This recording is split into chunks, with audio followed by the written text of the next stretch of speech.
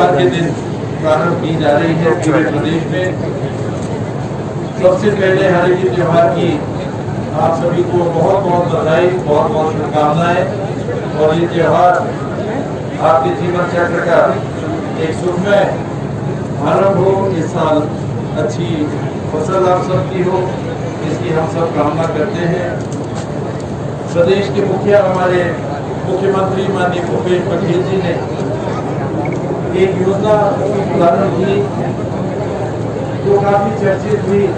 कुछ लोगों ने सराहा, कुछ लोगों ने समझा, कुछ लोगों ने आलोचना की, लेकिन मंशा हम सबकी यही है कि नरवा, गरुआ, घुरवा और बाड़ी के माध्यम से हम जल का भी संवर्धन कर सके। जो भी ग्रामीण क्षेत्र में जल के स्रोत हैं उनका प्रबंधन बेहतर से बेहतर हो सके, उस जल को रोक सके।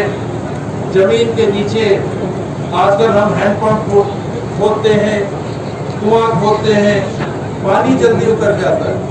भू सतह हमारा जल का वो गिरता जा रहा है।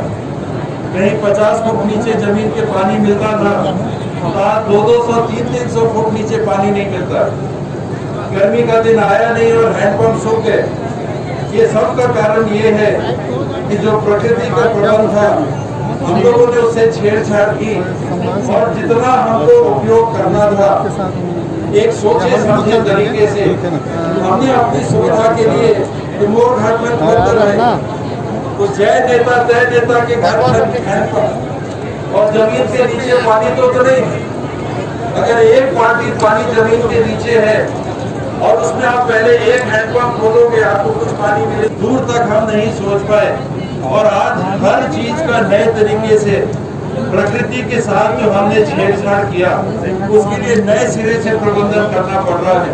और जहाँ जहाँ जितने पानी के स्रोत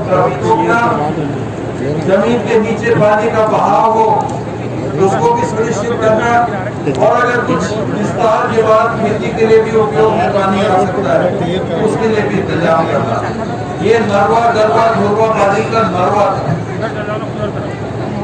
गरवा खुले में गाय घूमते थे, बैल घूमते थे, पशु घूमते थे। पहली फसल के बाद दूसरी फसल लेना मुश्किल।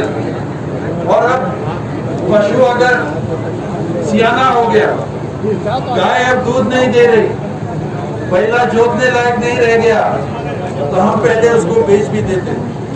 अब वो बिक्री में भी रोक हो गया, तो कैसा करना? ये जो खुला हो जाएगा पशु जो हमको दूध नहीं देता, जो हमारे लिए नागर का काम नहीं करता, उसका हमको क्या करना? हम तो छोड़ देते थे। तो ऐसे दुधारू पशु के लिए भी माता, लेकिन गौ माता का हम प्रबंधन मैं समझता हूँ कि सही तरीके से नहीं करते।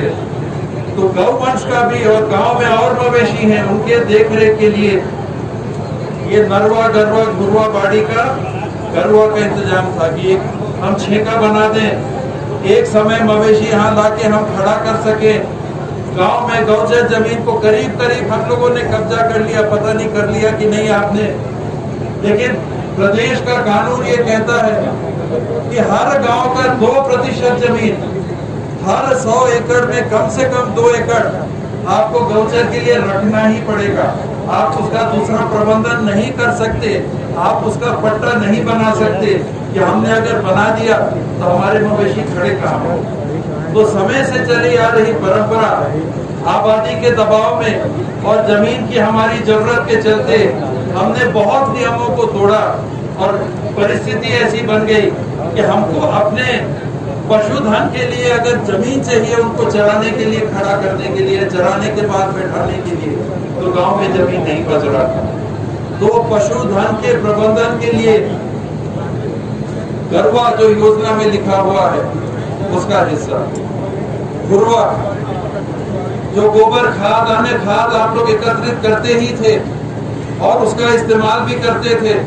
अभी कुछ बहनों से, भाइयों से मैंने पूछा कि आप गोबर का क्या करते थे इसके पहले, तो घुरवा में भी डालत रहे। तो घुरवा का भी कुछ इंतजाम था, लेकिन ठोस प्रबंधन नहीं था। और कितना गोबर मिलता था, मैंने अपने यहाँ खेती के लिए कोशिश किया कि मेरे को भी गोबर मिल सके, ट्रैक्टर में गोबर मिल सके। आज कॉलेज पास किए, मेरे को 42 साल हो गए। 42 साल में अपने खेत के लिए मैंने गोबर ढूंढा कि पूरे खेत में मैं गोबर डाल सकूं, मेरे को आज तक नहीं। ठीक है, जमीन कुछ ज्यादा थी, लेकिन प्रबंधन मैं नहीं कर सका। आज इसके माध्यम से ऐसे समय में जब पूरी दुनिया में एक नया सोच जागृत हुआ है, पूरे दुनिया में, कि हमको प्राकृतिक खाद जो हमारा होता था उसका हमको इस्तेमाल करना है। और कई देश ऐसे हैं, उन्होंने कानून बना दिया है कि हम ये इफ्को खाद और यूरिया खाद इसका इस्तेमाल नहीं करेंगे, एक दाना भी नहीं करेंगे। हमारे भारत देश से लगा हुआ भूटान है, वहां पर उन्होंने पूरी खेती को जैविक खेती में तब्दील कर दिया कि एक दाना भी वहां पर खाद पूरी वाला नहीं बिकेगा। ऐसा उन्होंने व्यवस्था बनाया। एक दिन मैं दिल्ली यात्रा कर रहा था, रायपुर आ रहा था, हवाई अड्डे में एक यात्री मिले, उनसे बातचीत चालू हुई कि आप क्या करते हैं, आप क्या करते हैं। हम लोग एक दूसरे को नहीं जानते थे। उन्होंने बताया कि हम वैश्विक एक संस्थान जो है यूनाइटेड नेशन, शायद आपने नाम सुना होगा, उसमें भी हम लोग काम कर रहे हैं। और क्या काम कर रहे हैं? जैविक खेती को बढ़ावा देने का दुनिया का जो सबसे बड़ा देशों का संगठन है, वो संगठन चिंतन कर रहा है। पूरे दुनिया में लोग कह रहे हैं कि ये बोरा वाला खाद ठीक है, हमको फसल ज्यादा मिलती है, लेकिन प्राकृतिक जो उपज की क्षमता हमारे जमीन की है, कहीं उस पर उल्टा असर तो नहीं पड़ रहा, कहीं जमीन कड़ी तो नहीं हो जा रही, कहीं उसके उपज में पहले बढ़ता है फिर बाद में रुकावट तो नहीं आ जा रही। और ऐसे खाद का उपयोग करके जो कृषि उपज बन रहा है उसका दाम 1.5 दुगना भी मिल रहा है। एक तरफ अगर हमने रासायनिक खाद से खेती की, हो सकता है कि उपज थोड़ा सा ज्यादा हो, लेकिन अगर आपने प्राकृतिक हमारी जो खाद है इसका उपयोग किया तो दाम 2 गुना से ज्यादा मिल सकता है। हम लोगों के यहाँ एक उदाहरण बतौर में बता रहा हूँ, आपके यहाँ भी होता होगा, जो महीन धान, बारीक धान जो है वो हमारे यहाँ 30 रुपया 40 रुपया किलो बिकता था, और गोबर खाद से बनाया हुआ उपज किया हुआ आज वो महीन चावल 120 रुपए दे रहा है। तो ऐसा नहीं कि आपका घाटा करने का सोचा जा रहा है कि आप बोरे का खाद इस्तेमाल करेंगे तो आपको पैसे कम मिलेंगे खेती की उपज के। अगर आप रासायनिक खाद के जगह गोबर खाद का इस्तेमाल करते हैं, वर्मी कंपोस्ट वाली खाद का इस्तेमाल करते हैं, तो आपके उपज में भी शायद फर्क ना आए और आपको उसका दाम 2 गुना से ज्यादा मिल सकता है। ऐसे कई जगह देश में भी दुकान खुल गए हैं जो ढूंढ रहे हैं ऐसे उपज को, और उसको दाम देने वाले शहरों में और दूसरे देशों में लाखों लोग हैं जो चाहते हैं कि हमको अब ये बुरा वाला खाद नहीं चाहिए, लौकी बड़ा करना है तो इंजेक्शन दे दो। होता है आप लोग के यहाँ भी। तो वो एक तरफ से लोग महसूस कर रहे हैं कि अब ये शरीर में जहर भी पहुंच रहा है। हम मुर्गी को बचाने के लिए जो दवाई देते हैं, मुर्गी बचा कि नहीं बचा, मुर्गी में जो दवाई का हिस्सा जा रहा है उसको मुर्गा को हम जब खा रहे हैं तो हमको बीमारी से रोकने के लिए हमारी ताकत शरीर की कम हो जा रही है, क्योंकि वो मुर्गी में जो दवाई गई है उसका असर इतना आगे तक बढ़ गया है कि हमको अब उसका लाभ दवाई का नहीं मिल रहा है। तो ऐसी बहुत सारी बातें आज दुनिया में लोग सोचने लगे हैं और करने लगे हैं। बाड़ी का जो हिस्सा है वो आप जान ही रहे हैं कि इसका इस्तेमाल हम बाड़ी में करेंगे तो चाहे हमारे शरीर को, हमारे परिवार के लोगों के शरीर को ज्यादा पौष्टिक उपहार मिले, हम चाहें तो उसकी बिक्री करके आमदनी का जरिया भी बना सकते हैं। तो ये है नरवा गरवा घुरवा बाड़ी, और उसका एक हिस्सा जो घुरवा का था उसको आज मुख्यमंत्री जी ने 2 रुपए किलो गोबर की कीमत लगा के एक रास्ता दिखाया है कि इसको ऐसे लेके मत छोड़िए। इसका इस्तेमाल 2 रुपए किलो, जिसमें 4 आना ढुलाई का खर्चा भी जुड़ा है।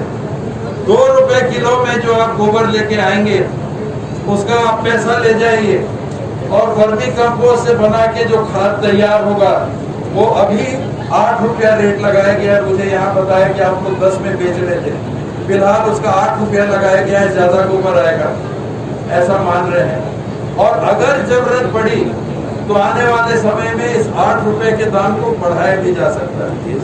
ये सब साथी हैं, हमारे पार्टी के भी हैं, साथी भी हैं, सांसद जी भी यहाँ थे, सभी साथी यहाँ हैं। इन बातों को लोगों तक पहुँचाना, ये सब करके आपके छत्तीसगढ़ की सरकार ये चाहती है कि आपके आमदनी का जरिया भी बढ़े और बेहतर किस्म के जीवन को जीने का रास्ता भी हम आपको दिखा सकें। चलना उस पे आपको है। सरकार रास्ता बख्शी को चराएंगे, हमारे चरवाह हैं, उनको पैसा नहीं मिलेगा तो चराई करेंगे क्या? पहले गांव में प्रबंधन था, शायद यहाँ था रिवाज की नहीं, हर गांव से कुछ देते थे। आज उसी को सरकार चाह रही है कि एक जगह अगर मवेशी को लाके खड़ा करने का जगह बनाए तो चरवाह परिवार को भी कुछ मिले, और जहां जहां ऐसे प्रबंधन होंगे वहां कुटीर उद्योग, पशुपालन की इकाइयां, कम से कम 1 एकड़ जमीन अलग से उसके लिए भी रखा जाएगा कि किसी परिवार को जिनके पास जमीन उतनी ना हो उनको हमको रोजगार देना है।